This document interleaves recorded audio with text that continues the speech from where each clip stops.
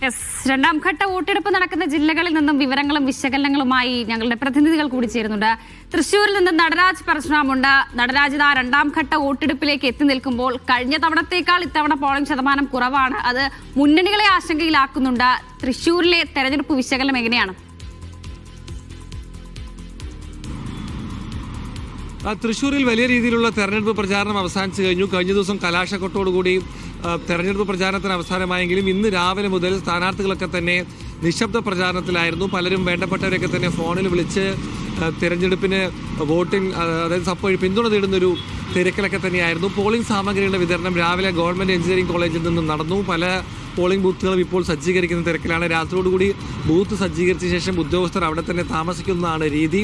നാളെ രാവിലെ 6 മണി മുതൽ പോളിംഗ് ഉൾപ്പെടെയുള്ള നടപടികൾ തുടങ്ങും. എന്തായാലും അവസാനവട്ട പ്രചാരണവും വലിയ രീതിയിൽ നടത്തിയിരിക്കുകയാണ് മുന്നണികൾ. വലിയ പ്രതീക്ഷയുണ്ട്. തൃശ്ശൂരിനെ സംബന്ധിച്ചാണെങ്കിൽ കോർപ്പറേഷൻ്റെ ഭരണം അത് പിടിക്കുക എന്നുള്ളതാണ് മുന്നണികൾ ലക്ഷ്യമിടുന്നത്. ജില്ലാ പഞ്ചായത്തിന് ഭരണം പിടിക്കുക, അതുപോലെ തന്നെ 86 ഗ്രാമപഞ്ചായത്തുകളും 16 ബ്ലോക്ക് പഞ്ചായത്തുകളും 7 മുനിസിപ്പാലിറ്റികളും ഇവയൊക്കെ തന്നെ ഭരണം പിടിക്കാനാണ് മുന്നണികൾ ലക്ഷ്യമിടുന്നത്. പല സ്ഥലങ്ങളിലും ഇപ്പോൾ ഇടതുപക്ഷത്തിനാണ് ആധിപത്യമെങ്കിലും ഇത്തവണ അതിൽ മാറ്റമുണ്ടാകുമെന്നാണ് UDF കണക്കുകൂട്ടുന്നത്.